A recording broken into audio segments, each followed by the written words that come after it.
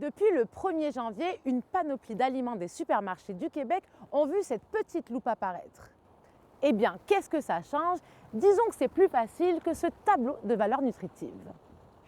Donc, on va parler de l'étiquetage nutritionnel aujourd'hui. Alors, qu'est-ce que vous connaissez un petit peu de l'étiquetage? C'est une des questions que je pose parce il y a plusieurs outils que les patients ont à leur disposition. Il y a la liste d'ingrédients sur les produits et le tableau de valeurs nutritives. Mais lorsqu'on regarde, ce sont des chiffres, ce sont des pourcentages. Et malgré qu'on sache, par exemple, qu'il faut limiter les gras saturés ou le sel, on n'a pas souvent de chiffres avec nous pour dire c'est beaucoup ou c'est peu.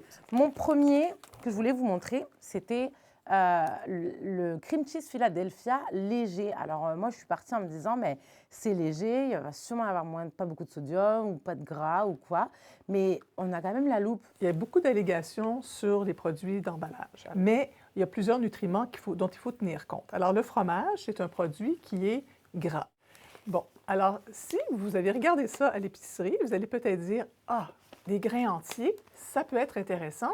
Ça doit être un produit qui doit être relativement bon pour la santé, sachant que ça reste quand même un genre de craquelin croustillant. » Mais pour aller voir, alors, ce qu'on va faire, c'est qu'on va regarder l'étiquetage qu'on voit ici, et ça nous indique que c'est un produit qui est élevé en sodium. Le lait de coco, pareil, j'ai pris un léger.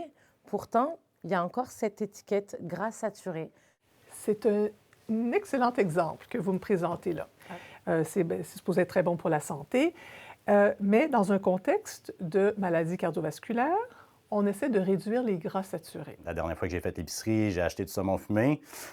Il y avait un emballage qui était écrit sodium, puis l'autre saumon fumé juste à côté, il n'y en avait pas. Fait que, tu sais, ça l'a orienté un petit peu mon choix. Mon cholestérol est quand même assez élevé. Donc, malgré le fait que je fais attention et que je fais beaucoup de sport, donc on n'est pas à l'abri nécessairement.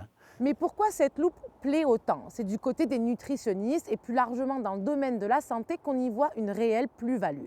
En dépit des progrès réalisés ces dernières années, la population québécoise consomme encore trop de produits ultra transformés. Pourquoi c'est important d'avoir cette loupe maintenant sur nos aliments?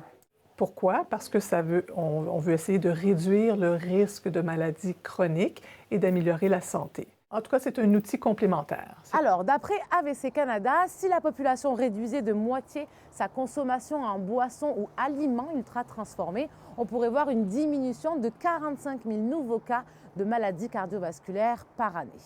À Montréal, Lila Mouche pour Nouveau Info.